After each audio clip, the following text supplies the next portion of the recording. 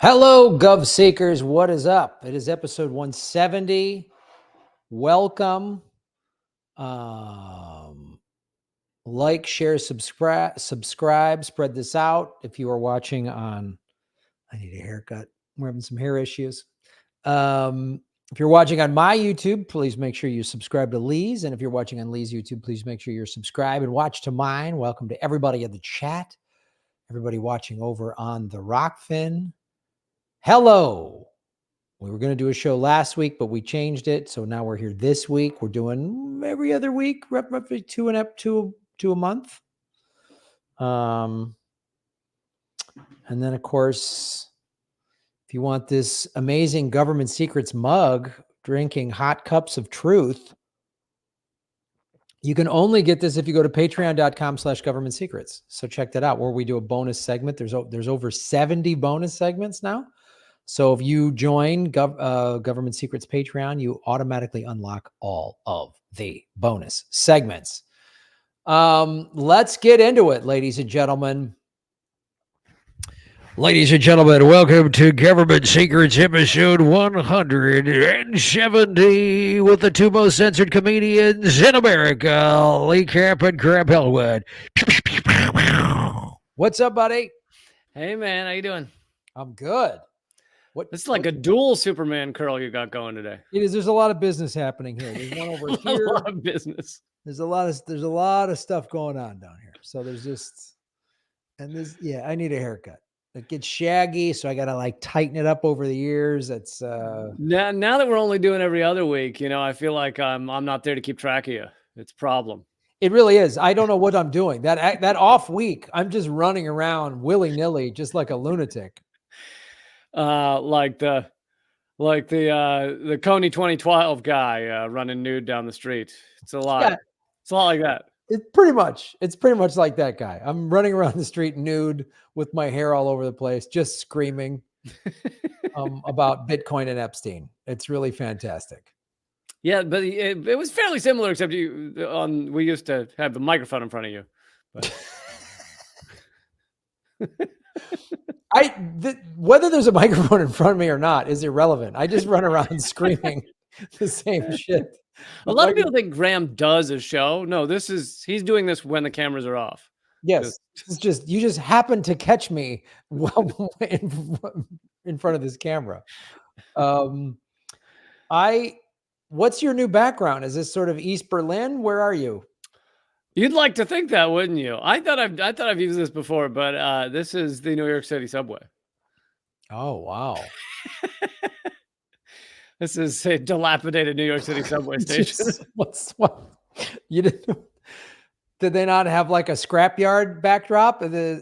So you went with this one? Listen, I'm covering the collapsing empire. I want to show the collapsing empire. Plus, I lived there for 12 years. It brings me back. Here's the collapsing empire in real time, right behind me, ladies and gentlemen. This is infrastructure. Yours becomes an orc cloud at some. We do become just a cloud of mist at some point. That's all. That's where I live. I live in a cloud. Yeah. I'm very much in a cloud.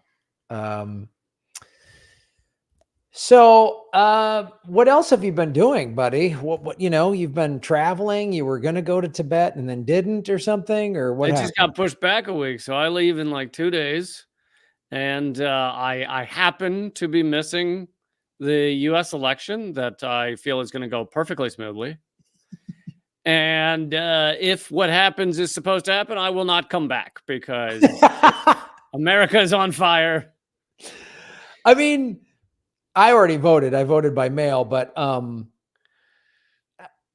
in all seriousness, I voted because I'm male, and only we should get to vote. Amen. Hear, hear. It's about time somebody said it. Somebody had the courage to say it. Do you legitimately have did you say to your wife, like, hey, should it all go sideways while I'm in Tibet? What do you guys? It's kind of like the promise you have with your partner of these 10 celebrities. I get to fuck them if I meet them or whatever. It's one of those lists, but it's with fleeing America. It's look, if one of these 10 things happens, I'll never see you again, and I'm not coming back. So you're just like you're just like looking to skip town, or you're just like Tell the son, tell my son that, you know, I did my best, but shit's gone sideways. yeah. All right, that sounds reasonable. That sounds, I mean, the 10 celebrity orgy list, that seems a little odd, but whatever, however you guys want to live. You And haven't heard then of that one? Everyone gets a 10 list, Graham. no, I don't. Yes, yes. You've been missing out. I live in LA. I don't want to have sex with celebrities. They're out of their minds. Like it's just a disaster. Well, it's not really fair if you put on your list, you know, like the mailman. Like it's not as fair. I mean, if there's a hot mail lady running around my neighborhood, I'm not opposed to like, hey, how about a little priority mail? You know what I mean? Like, how about I bet you're not. I bet you're not. how about I got some rare stamps for you? You know what I mean? Or whatever, however you would close that deal. Those are some killer lines. You should write those down. That'll lay a lot of pipe right there. I'm just looking to mail that, just you know, lay down that mail lady pipe. That's all I'm looking to do. Package special delivery. Yeah. It's gonna go great.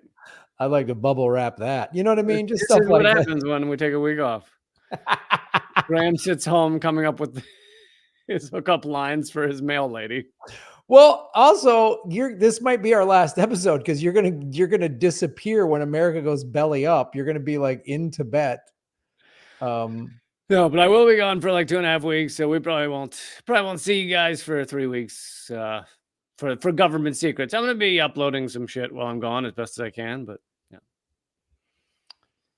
All right, well, bring cash. But everybody, very exciting. Graham has offered to do the show on his own for the next 3 weeks. So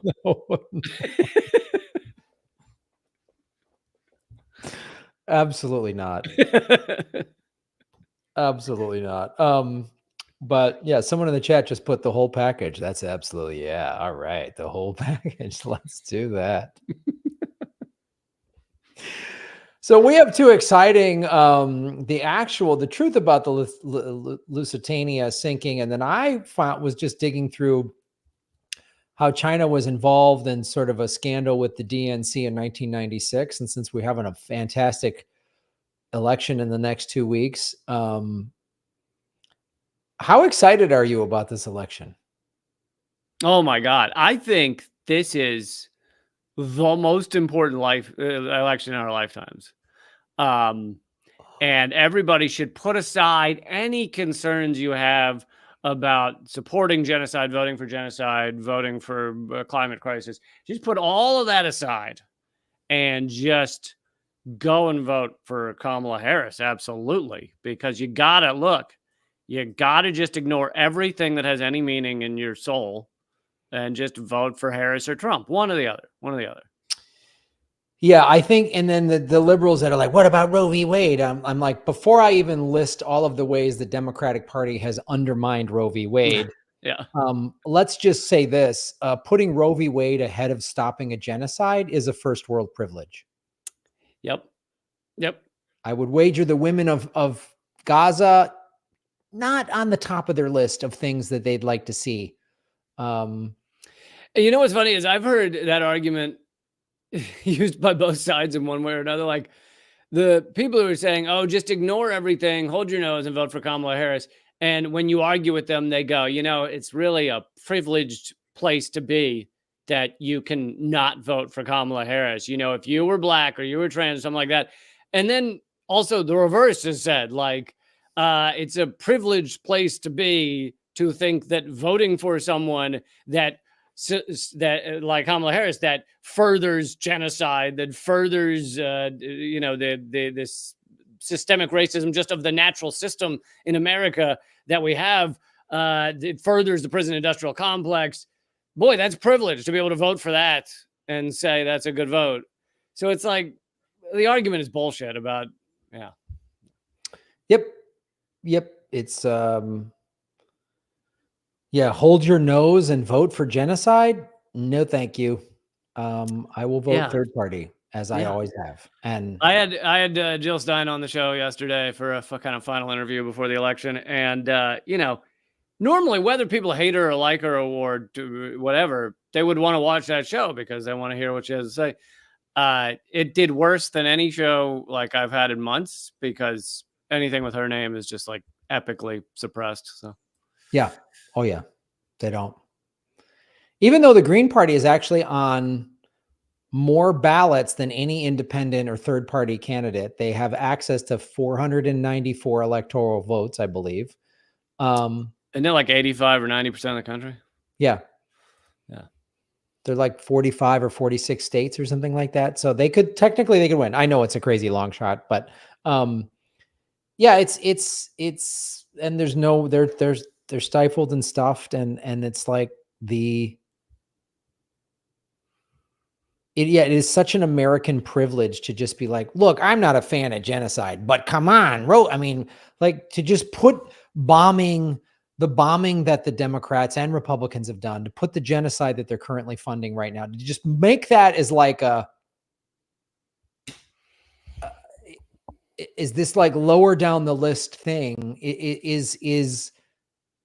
it's unbelievable, and it's appalling. And I just tell people, I go, look, 20 years from now, you're going to sound like the Southern white person from the 60s that was like, segregation is a part of our history. Like that's what you're going to sound like. So, I mean, best of luck. Yeah. It's like, sure, the candidate supports slavery, but look, they both support slavery. So you got to pick one of them. No, I actually don't need to pick one of them. Yeah. I'm not supporting genocide. I'm against genocide. So I'm not voting for the genocide candidates. And then the other thing is, in our utterly stupid, anti-democratic system, there's only a handful of swing states that actually matter in this thing. So most of the people in this country are not in those places anyway. And yeah, it's also stupid and anti-democratic. Most of it's theater to distract you from the reality around the world. Well, it's theater for two reasons. It's one, to distract us, but also it's a very profitable theater because both candidates, both these two utterly corrupt morons, are spending billions of dollars on ads through this whole campaign cycle. I mean, this will be each presidential election year, they break a previous record of marketing and ad spending. So we need this dumb theater to feed this stupid, corrupt machine. And here's more proof how it's theater. Is just the other day, one of the most powerful players on Wall Street, if not the most powerful player on Wall Street, Larry Fink, head of BlackRock, $11 trillion in assets, larger than most countries, one of the top 3 shareholders of every single large company in America, said that the presidential election doesn't matter. Basically, for Wall Street and for corporate America, things don't really change.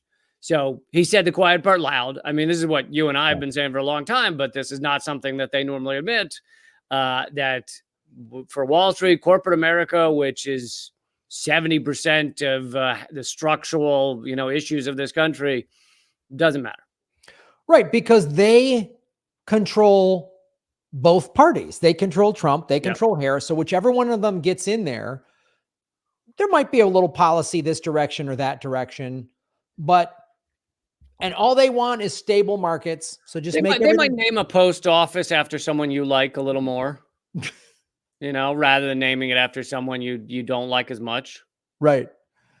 Yeah, that's and it's funny. Paul Tudor Jones, another one of these hedge fund guys, was like, inflation is happening no matter what. Like, it doesn't matter who wins. There's going to be big inflation. Like, he's basically just like, we've been deficit spending for so long. It doesn't matter. I mean, Trump printed a bunch of money during COVID. Biden printed money. Like, both parties, they just print money, and they funneled like 4.5 trillion into the Wall Street during the pandemic. Yeah. They increased the US monetary supply by like 20%. Yeah. But this is our most important election ever. Most important election ever. Which pro-fracking, pro-genocide, pro-gun candidate do you want to vote for? You forgot pro-prison industrial complex, pro sealing off all the borders, pro-systemic racism, pro-police force candidate, pro-nuclear weapons. Apparently, the Biden administration has spent far more than Trump did to increase our nuclear supply. Yeah. Talk to them.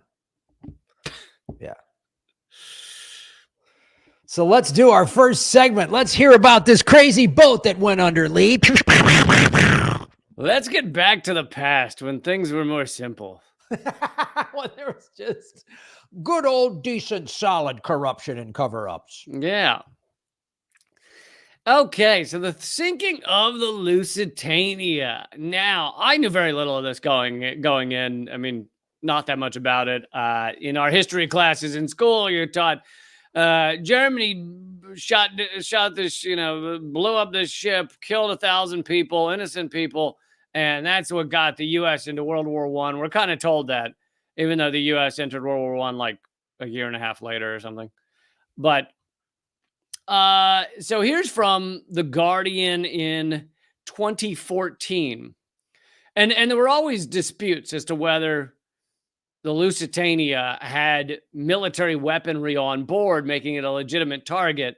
And anyway, this is from 2014. One of the great mysteries of the First World War, whether or not the passenger ship, the Lusitania, was carrying munitions and therefore a legitimate target when it was sunk by a German submarine in May 1915, has been solved by newly released government papers. They contain Foreign Office, that's the UK, concerns that a 1982 salvage operation, so in 82, they're getting ready to go down and dig through the Lusitania wreckage, salvage operation might, quote, literally blow up on us, unquote, and that there, quote, is a large amount of ammunition in the wreck, some of which is highly dangerous. So this is the U.S. government admitting the Lusitania was filled with military weaponry. Yet the truth was kept hidden in 1915 because the British government wanted, and I think to this day, like the official Churchill website still says it's a conspiracy theory. So there's still some people out there trying to go, oh, it's a conspiracy theory. 1915, they kept it hidden because the British government wanted to use the sinking of a non-military ship and the loss of nearly 1,200 lives as an example of German ruthlessness. It was also a useful means of swaying American opinion in favor of entering the war. It eventually had the desired effect. The U.S. declared war on Germany in April 1917, but the lie continued as successive governments worried about their ongoing relations with America denied there were munitions on board. These wartime lies are inevitable, the article says. The perpetrators, politicians, civil servants, soldiers, would argue that the ends justify the means, and that the information that assists the enemy must remain secret. After the conflict, however, it's all about protecting reputations. So, they're kind of writing off the fact that this was kept a secret from the public for generations. But here is a slightly more harsh article written about it.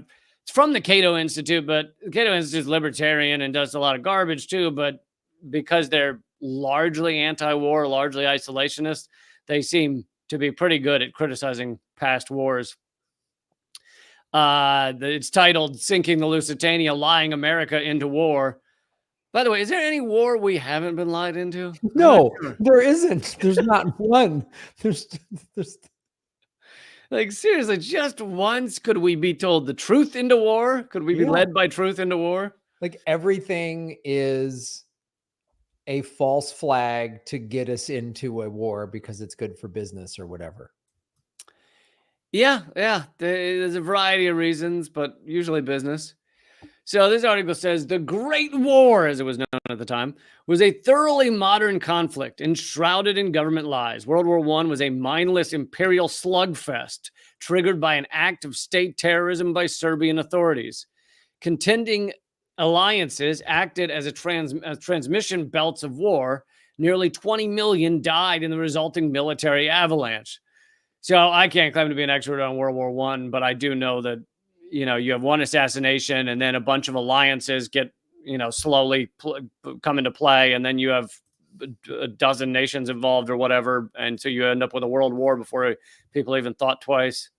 And let's also, I mean, we need to we've talked about this before in the past, but it really relates to Lusitania. Here in the United States, it was considered, if you read the book Chris Hedges' Death of the Liberal Class, he talks about how the United States, when it was jumping off and all these alliances were being formed in Europe, the United States was like, we don't want in. Citizens and a lot of politicians and journalists were calling it Wall Street's war. Yeah. And then Woodrow Wilson created the Creel Commission, which was one of the first like government propaganda machines that were done in this country, where Creel like created using the new movie industry to create the black and white movie about the evil Kaiser taking over, and then wrote that song Over There, which is just like a propaganda fight song. And then the Lusitania, I think, is a part of this. The savage Germans just attacked a bunch of innocent civilians that happen to have a bunch of war stuff in their boat, because that means that you made it a warship. It wasn't a civilian ship. Yep. So yeah, this all fits into the whole coordinated attempt to propagandize citizenry to vote for this war. Right. Woodrow Wilson, and of course did things like arrest Eugene Debs for being opposed to the war, who got 1 million votes from prison. Yeah. Woodrow Wilson initially declared neutrality, though he in fact leaned sharply towards the Entente, the kind of underground alliance with the British. The German-led Central Powers were no prize. However, the British grouping of allies included a terrorist state, an anti-Semitic despotism, a ruthless imperial power, and a militaristic colonial republic. That's the way the Cato Institute describes it. Britain was the best of a bad lot, but it ruled much of the globe without the consent of those governed. And in that time, Britain ruled like 40% of all humans on the planet. This clash of empires was no war for democracy, as often characterized. London ignored the traditional rules of war when imposing a starvation blockade on Germany, and neutrals supplying the Germans. Yeah, they didn't just blockade Germany, they blockaded others who had been neutral up to that point. Explained to Winston Churchill, first Lord of the Admiralty at the time, Britain's policy was to, quote, starve the whole population, men, women, and children, old and young, wounded and sound, into submission. So basically the war crimes Israel is doing right now. Yeah. Starve everyone. Since Berlin lacked the warships necessary to break Britain's naval cordon sanitaire, Germany could retaliate only with surface raiders, which were vulnerable to London's globe-spanning navy and submarines. The German submarines were more effective, but were unable to play by the normal rules of war and stop and search suspect vessels. So Germany had submarines, but they couldn't just search every vessel. Right. The British Admiralty armed some passenger liners and cargo ships and ordered captains to fire on or ram any submarines that surfaced. Britain also misused neutral flags to shelter its ships. The German subs torpedoed Allied and some neutral vessels, sending guilty and innocent alike to the ocean's bottom. So, I mean, it's not like either side is awesome, but Britain is breaking the so-called rules of war by filling these passenger ships with military cargo and, basically challenging Germany to fire on them. It's using human shields. That's what it's doing. This is actually a perfect example of human shields. They have a ship filled with innocent people who don't know that in the ship is just cannons and artillery and everything. Kind of like Israel putting a Mossad agency like in a residential neighborhood. And so when it's bombed by Lebanon, they can say, oh my God, the Lebanese are vicious. Yep. Pretty much all of the larger or more important IDF structures are all within civilian areas. So Israel using human shields. Nice. However, Churchill encouraged the voyages of these innocent passengers. The week before the Lusitania's sinking, he explained that it was, quote, most important to attract neutral shipping to our shores in the hope especially of embroiling the United States with Germany, unquote. Basically, he's saying we need to attract the neutral nations to send their innocent civilians over, so eventually one of them will get bombed or hit, and we can then drag those neutral nations onto our side. That's like, we need to start a tourism campaign for Americans to come over into Europe during this time. Yeah. We you know what? We should start sending tourists to Ukraine. Yeah, that's a good from neutral nations. Yeah. And hopefully it'll get them involved in the war. Yeah.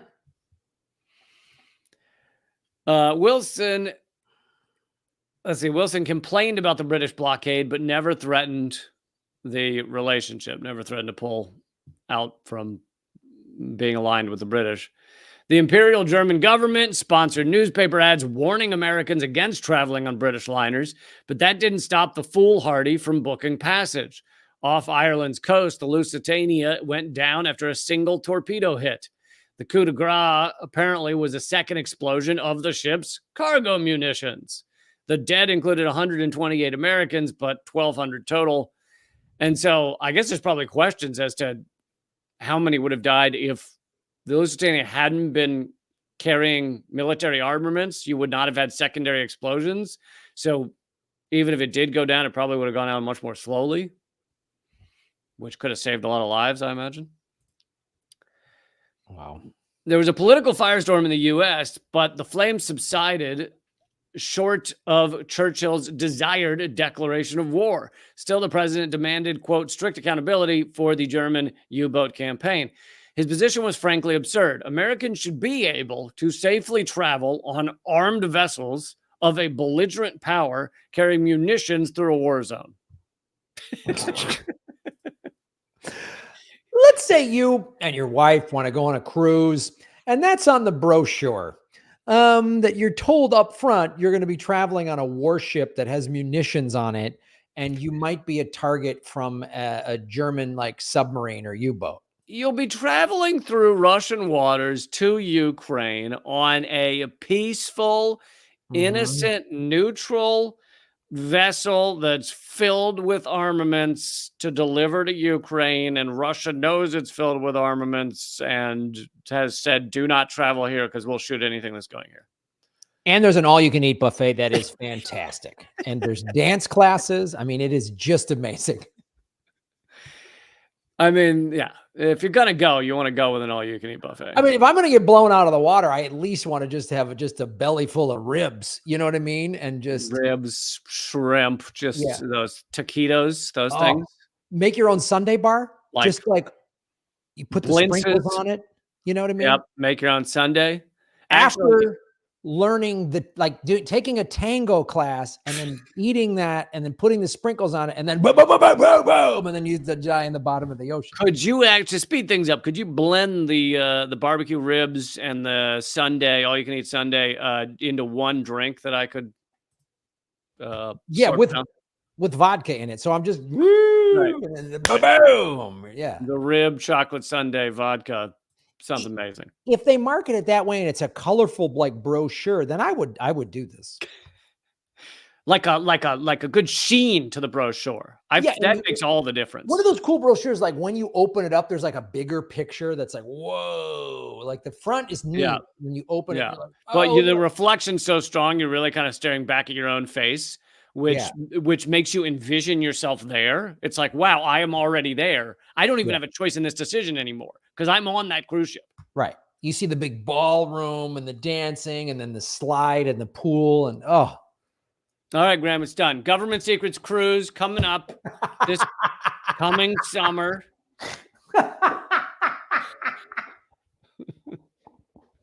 What would our cruise look like? What would the government? I can tell you one thing. We would tell everyone we're leaving on a Saturday and we would leave Tuesday. I can tell you that right now. It would be delayed. It would be rescheduled. Absolutely. No one would be allowed on to detect problems. And then it would turn out the ship's held together by duct tape.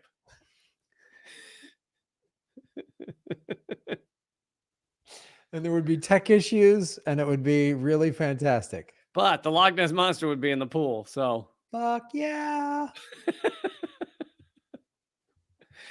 Okay, where was I?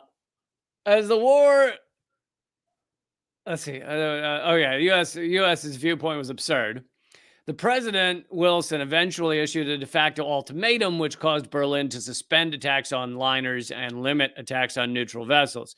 As the war dragged on, however, Berlin tired of placating Washington. In January 1917, the Kaiser approved resumption of submarine warfare, but the effort could not redress Germany's continental military disadvantages.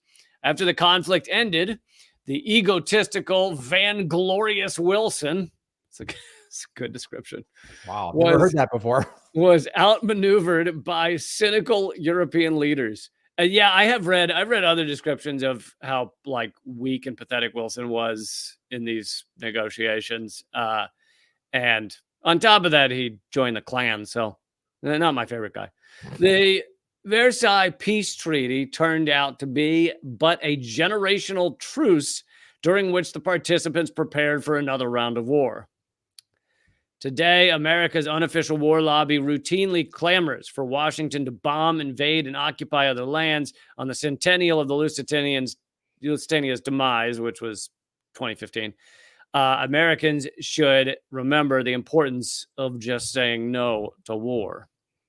Well, and that's implying that average Americans saying no to war actually matters. It seems it no longer does. Well, back then it still kind of did because people had to sort of vote for this. And now they don't even need to. I mean, now the president doesn't even need to go to Congress. The last war that we got congressional approval on was World War II. So.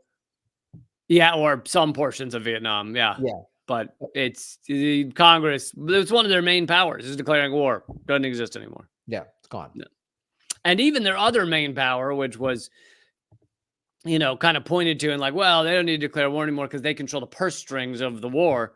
That's not really true anymore either. I mean, Biden can say he needs emergency stuff sent to Ukraine or Israel and it's done. Like, yeah. Yeah. So there it is. We were lied into World War I along with the Vietnam, Korea, Spanish-American War, Mexican War, all the wars, Iraq, Afghanistan, right now with Israel, Iran, I don't know, Libya, all of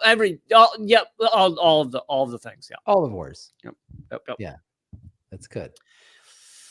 Even World War II, although the argument that the U.S. should have been involved is perfectly fine to me because I would prefer that 6 million Jews had not been killed. But many of the reasons that were given for going into World War II were false or faked or some sort of propaganda narrative. And of course, once the U.S. got involved, they didn't bomb the rail lines that were delivering people to the Holocaust camps. And Russia lost 20 whatever million people, soldiers, while the U.S. lost 0.5. Under 0.5, 420,000. Yeah. So let's do it. I mean, it sounds fun. The cruise ship or the next segment? Both. I mean, I'm the cruise ship. I'm really excited about this cruise ship, this government secrets cruise ship. All right. Yeah, this is thank you, Lee Camp. This is now government secrets segment number 2.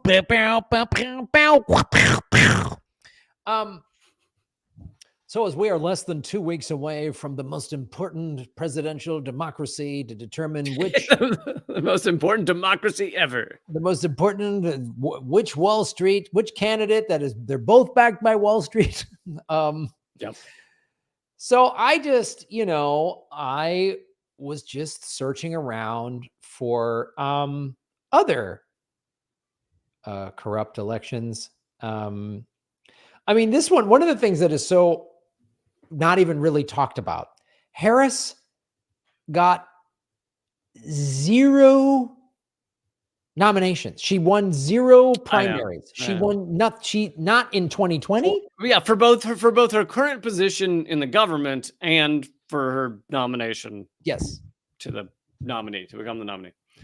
Which it tells you, if the ruling elites want someone to be in the White House, they'll be in there. It's that, like, that's gonna happen. What like the citizens of the, not even, but just Democratic voters have had no say in who their vice president is, and and no say in who their candidate for president is. None. Like, Yeah. there wasn't even a like emergency primary. Like, they didn't even like, well, let's take it to the convention and at least let the delegates. You did have Chuck determine. Schumer coming out and saying, now that we've gone through the process and seen that Kamala Harris has won, we're like, he pretended there'd been a process. Right. It was like, I think Juan Guaido had more of a democratic process. There was more democracy behind Guaido. The CIA puppet that was just like, Yeah. hi, I'm here with my friends from Langley to be the new Venezuelan. It didn't help things that he did have a Pinocchio voice. Yeah. I know. And then he walked in a marionette way. I don't know why. It doesn't make any sense. But so I just, I like history. I mean, that's why I love this podcast. It fuels my love of learning about history and how all of the awful shit that is happening today, we've been doing it a long time, as you just pointed out with Lusitania. Like, this is not. Yeah. Which is why when the liberals with Trump derangement syndrome are like, Trump, oh, like they think everything was amazing until Trump showed up. Like, they view, well, like, and it's funny because that lies on both sides, right? Because yes. Trump's is "Make America Great Again," like in the 1950s during segregation and Jim Crow, like it was great. It was fantastic. It was wonderful. Yeah, and most women were trapped in marriages that they had no say in. Like, women like couldn't get a credit card. Like, women couldn't, like, they didn't have. no, if they went to the bank alone, they'd be like, "Where's your husband?" Like, I'll speak to him. I'm not speaking to the child here. Yeah, make America great again. So, and and part of that is, it's why like Roe v. Wade is such a big issue, because it's the thing. They need one or two things to pretend that there's this illusion that these two parties and these two candidates are woefully so different. They're aligned on fracking. They're aligned on war. They're aligned on the cops. They're aligned on big Wall Street bailouts. And, they're a little different on Roe v. Wade, even though, like, Obama said in 2007 in the Democratic primary, my first day as president, I'll codify Roe v. Wade. Didn't do that. Didn't do that every day for 8 years. They could have codified it for 30 years. Yes. What times when they had both houses, they like, there's so much that could have been done and zero was done. I mean, and then you get into the facts that Joe Biden put Clarence Thomas on the bench basically by shutting up Anita Hill. Yep. Like, it's, they failed America in every way. And now they're saying, vote for us because we failed you in every way. Yeah. And we're going to hear the Protect Democracy while we've been undermining it and blocking the Green Party from getting ballot access. Or blocking Bernie. Yes, blocking Bernie, like, without a doubt. I mean, so I want to talk about the 1996 campaign finance controversy. This goes into the fundraising activities that were uncovered evidence that the Chinese agents sought to direct contributions from foreign sources to the Democratic National Convention before the 1996 presidential campaign. The Chinese embassy in Washington was used for coordinating contributions to the DNC. Now, why this is relevant is several things. First of all, is Bill Clinton running for his second term. He ended up beating Dole by a landslide, and everyone, I remember hearing in 96 voting third party, and liberals, Hollywood liberal friends of mine were like, Graham Dole is the worst. Like, Dole is to the left of Harris. I mean, easily. I mean, like Reagan would be kicked out of the Republican Party for being a hippie, and he'd be a moderate in the Democratic Party. So would Nixon. Yes. Yeah. They'd be moderates in the Democratic They'd Party. be like, you want to talk about the environment? Get the fuck out of here. Yeah. Nixon, who created the EPA, I wonder what he would think today of fracking, which is the biggest scam and awful for the environment, creates earthquakes. So I just like touching on the history of this. So just look at it as free involuntary twerking, Graham. And this is what we need more of, just twerking and dancing and people having fun. You always view the negative of everything, calling them earthquakes. You're right. It's free and voluntary twerking. It's not an explosion. It's like a celebration. Yeah. It's a large firework. It's a large firework, and it's not contaminating water. It's just giving you other choices to drink. It's giving some people want cancer on tap. You know, what about those people? Exactly. Who want cancer but can't get it? Right. They're like, stop giving me healthy water that me and my family don't get cancer from. And now we're giving them that choice. Yeah. We're letting the free market decide, Lee. So there was a 1996 article in the Washington Post, February 11th, findings that link Clinton allies to Chinese intelligence. So this is the Washington Post put this article out there. There was another, Bob Woodward and Brian Duffy, Chinese embassy role and contributions probed. This came out in February of 1997. The Washington Post was actually really, truly investigating this. There was partisan complaints from the Republicans, obviously, which, is usually, hey, when the parties complain against each other, it's usually like, hey, they cheated better than we did or something. Yeah. Often that's the problem. It's also why the Democrats have been so terrible on stopping the portions of the election that the Republicans are rigging.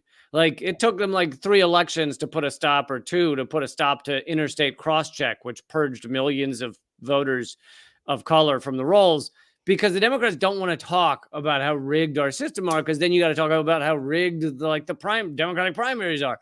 So basically they just sit there and they wait for someone else to maybe start to stop these things. Right. Yeah, exactly. It's why neither side really wants to talk about, they're not going to talk about Trump's ties to Epstein because then everyone would go, well, let's discuss the Clintons. Yeah. Yep. I know. Like, in any sane world, the fact that a presidential candidate has such close ties to Epstein and close ties to, hell, he's got ties to Diddy, and it's like these things would probably be big news, but instead the Democrats are like, well, let's not talk about who was hanging out with Epstein. Don't mention P. Diddy either, because Obama went to his parties. So don't mention that. Don't mention that either. It's oh goodness. So this is also kind of the last remnants of maybe when the Washington Post was still kind of doing journalism. Well, I think what it is back then, the Washington Post, I could have this wrong, but was leaned a little more Republican than like the New York Times leaned a little more Democrat. And so the Washington Post often enjoyed exposing the Democrats. But now that the Democrats have sprinted to the right and they're equivalent to your old far right winger, and Washington Post is owned by Bezos, you get them doing nowadays doing kind of more centrist stuff. But anyway. Right. So there were complaints by some Republicans. A number of FBI agents suggested the investigations into the fundraising controversies were willfully impeded. And this was in the Washington Post, in Reno's humiliation, an article, an op-ed piece. There was also an op-ed piece, The Chinese Agents, that was in the New York Times in 1999. Then there was another, this was in the Jewish World Review, GOP must launch new probe of what they were calling Chinagate. FBI agent Ivan Smith wrote a letter to FBI Director Louis Freeh that expressed a lack of confidence in the Justice Department attorneys regarding the fundraising investigation. And this, again, I'm reading this from Wikipedia. Yeah. So that expressed a lack of confidence in their fundraising investigation. FBI agent David Weir told Congress that the first head U.S. attorney in the investigation, Laura Ingersoll, told the agents they should not pursue any matter related to solicitation of funds for access to the president. The reason given was that the way the American political process works, I was scandalized by that. Weir said the 4 FBI agents also said that Ingersoll prevented them from executing search warrants to stop destruction of evidence and micromanage the case beyond all reason. FBI agents were also denied the opportunity to ask President Bill Clinton and Vice President Al Gore questions during Justice Department interviews in 1997 and 98, and were only allowed to take notes. So Louis Freeh was an American attorney and former judge who served as the 5th director of the Federal Bureau of Investigation from 93 to 2001.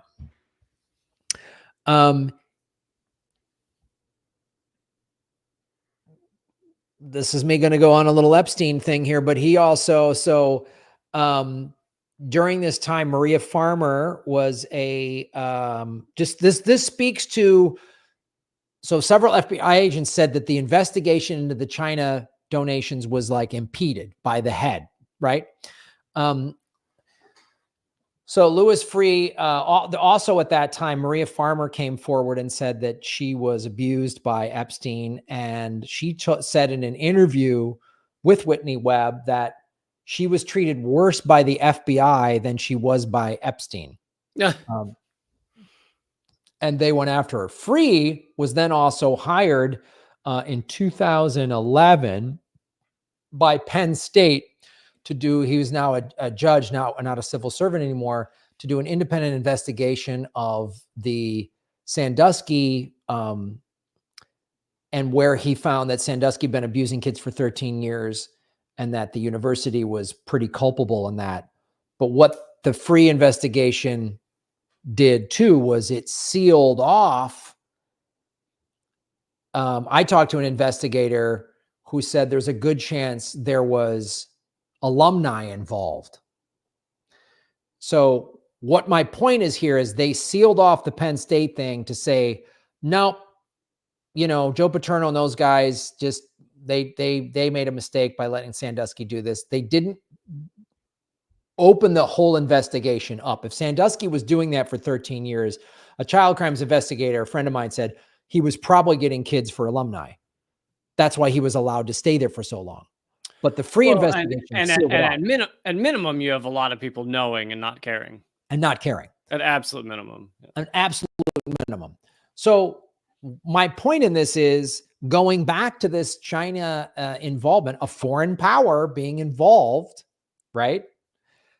They just kind of sealed it off and said, no, right. This is what it's like when there's corrupt cops, it's like, it's always the couple of bad apples. It's never systemic. The Catholic priests. Oh no, that didn't go all the way to the Vatican. We just had a couple of bad apple priests. And I was going to say, by the way, did you get a chance to talk about the latest agreement in Los Angeles of the Catholic Church paying another $800 million out for 1,300 victims, which brings the total payouts to $1.5 billion. And that 1,300 victims is just Los Angeles and just those who came forward. That's one fucking city in America. 1,300 known victims. Like, how large this is just unbelievable. And you see pieces of it here and there, like in Pennsylvania, it was also about similar to that number. And yet we don't put it all together and go, like, this is tens of thousands of kids being assaulted or raped across the country. And it's like, if 1,300 people were assaulted at Arby's, wouldn't we shut down Arby's? Yes. Wouldn't there be a RICO investigation about this? Wouldn't there be let's uncover who's funding this? How is this? Who covered this up? We would go after everybody. Everybody. If this was if this was mid-level people, if this was just a drug thing with mid-level guys just selling drugs on a mid-level. There was no ties to anybody really important. Well, then we would investigate it and we'd get everybody and we'd uncover this whole thing and they'd put the drugs on the table and take a picture of it. Yeah, But even if it were mafia nowadays, they'd have cameras set yes. up. They'd find out who the middle guys are, who the head guys are. Imagine if the Italian mafia did this, they would be like crucified. So getting back to this China probe, one of the reasons why, and again, when Hillary was screaming loud about Russia's interference after she lost in 2016, Yeah. how come this didn't get brought up? Not to mention the Clintons had been doing business in Russia as well. And so right. So the main thing was, it was donations, right? It was donations coming from some Chinese, the embassy, like the Chinese government, not Chinese companies, but the Chinese, it came through the Chinese embassy to the DNC, which is a violation. You can't take, you can't take from a government. So they found that it was like actual donations coming into Clinton's campaign. Yeah. And the FBI was basically told, no, like you can investigate a little bit of this, but not really. And it was very much shoved and covered up. And I'm pretty sure, I don't know all the details, I'm pretty sure some people met some untimely ends during that investigation. Well, we don't have the time to get into that, but some of these FBI agents, some people were found with accidental holes in their heads, I think. Yeah, the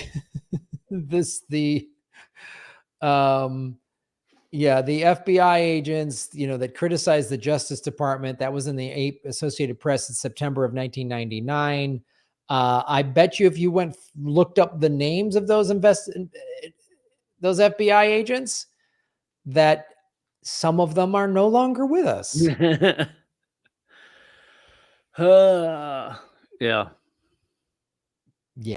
It's well, that's why I say, Hillary and the DNC talk about foreign interference all the time. And of course, they're not talking about their foreign interference that was connected to them. No. And this goes with what I believe America's new motto should be: project projection. We just project whatever it is we're doing onto other countries. We are the number one exporter of gaslighting and projecting. That's the power of big oil. We are so into gas that we are one of the biggest gaslighters across the world. Yeah. Thank you, Teresa273. Have an amazing trip, Lee, but please come back. Yes, Lee. I will do. Will do. Come back, buddy. No. If everything's lit on fire after the election, I will come back because I will want to light some things. I don't want to get left out. I mean, I don't mean to be too paranoid, but you need to have a legit contingency plan, like how to meet up with your family if you're locked out and can't go. She flies to Mexico or something, and you need to have that in place, dude, because I will say this. I don't know if there could be much burning down of America after whatever happens in these elections, because look at this image behind me. This is what America looks like. Like, what could you do to it? How it already looks bombed out. There's places across America where they're literally unpaving roads right now because they don't have the money in rural America to keep the roads paved. So they're unpaving them. We really are going backwards in so many different ways. Yeah. Yeah. It's like after Rome kind of collapsed, it still went on for another 80 years.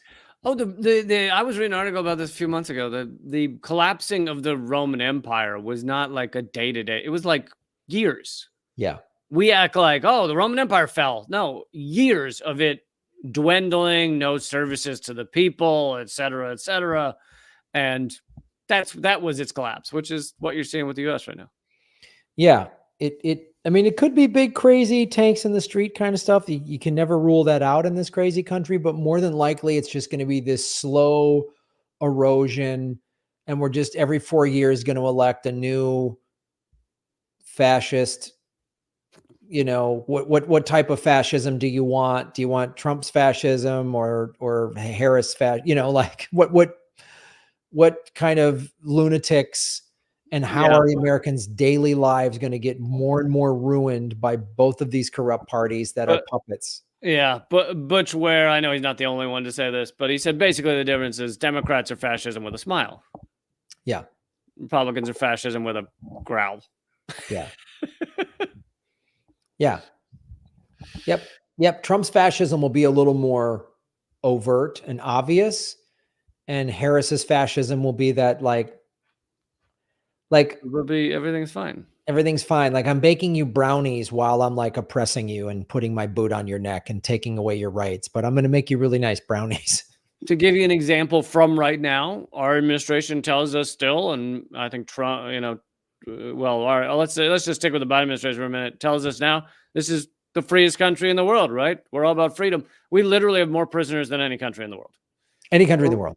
So in terms of prison state, we are the least free in the world. And yet we're told we are the most free in the world. Yes. And then we let unelected tech billionaires determine who gets the First Amendment on the social media platforms, which really should become public utilities. They should just be like, and you and I have been censored. We've talked about our censorship. I mean, I just got censored again. I was trying to publish an ebook about the history of technology interfering with U.S. elections. Denied. Can't sell it. No books. Wait, what happened? Where was that? On Google, and through Google Publishing or something. Yeah, Google Books. Have you tried another one like Book Baby? I will try another one. Yeah, I don't know that Book Baby cares what the content is. Okay. I could be wrong, but.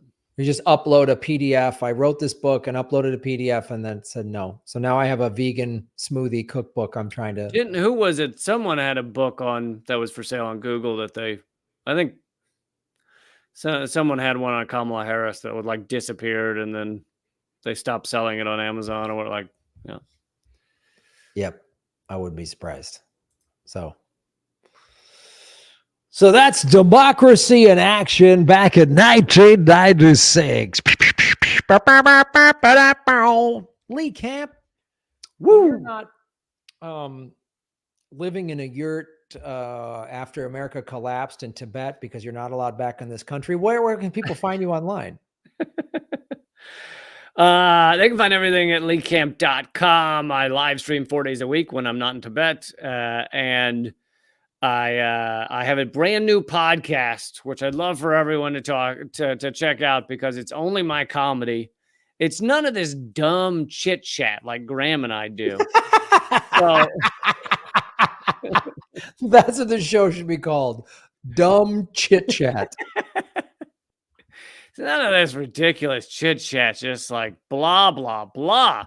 Let's see if I can pull up. You can find it on any of your podcast platforms. It's called Just Comedy. You probably have to search Just Comedy with Lee Camp, but it's on Spotify, it's on Apple Podcasts, all that shit. And there are 4 episodes already up.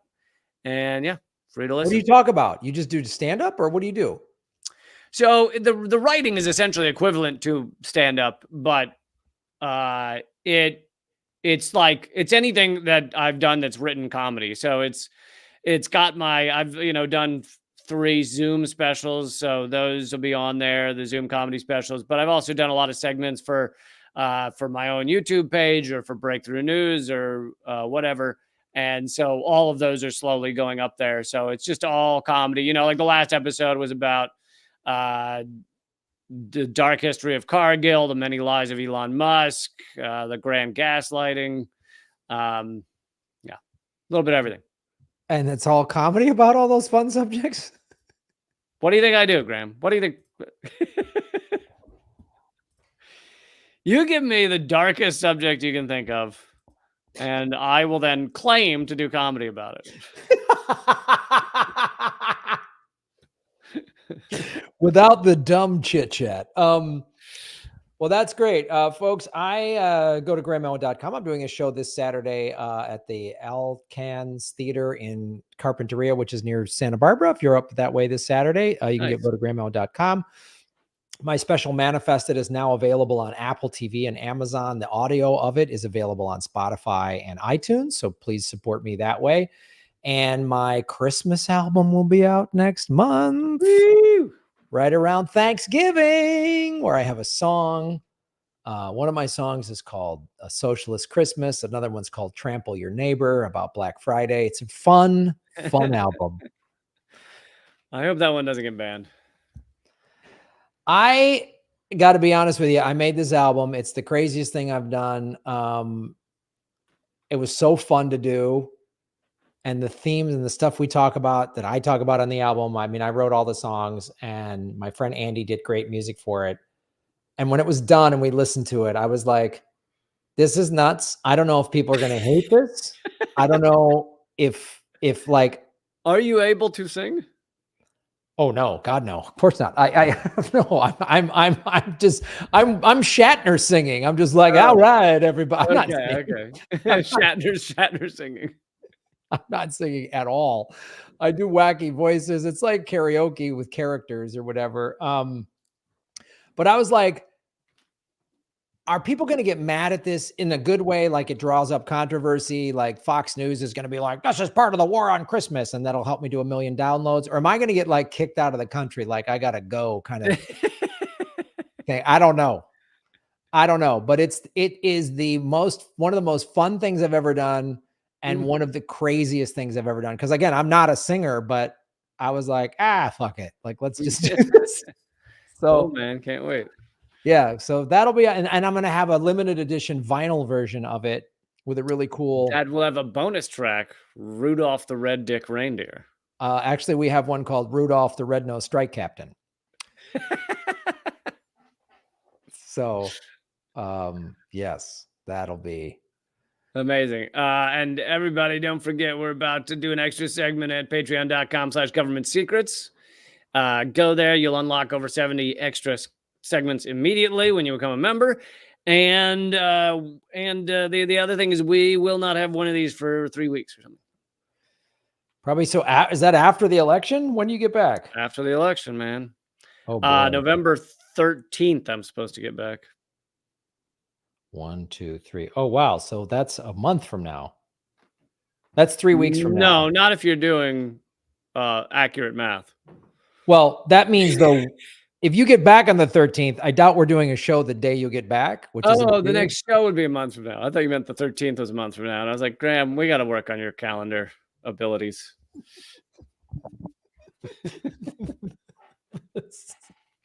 Yes. So we probably going to be a month before we do a show. But let me just remind everyone, for all you out there going, I can't go a month without government secrets. Many of you have not unlocked these 70 extra segments. So what you do is each week when we don't have a show, you go there, you listen to 5 extra segments, boom, done. Bang, bang, pow. You can do it for as cheap as $5 a month. Yeah. You can get merchandise with the logo if you want to spend a little more. You're supporting what we're doing. We're so censored. The show does not make a lot of money. It would be great if it did. So this show rakes in tens of dollars. Okay. I don't want anyone to get jealous, but I mean, the 3-figure income that we rake in from this is stunning.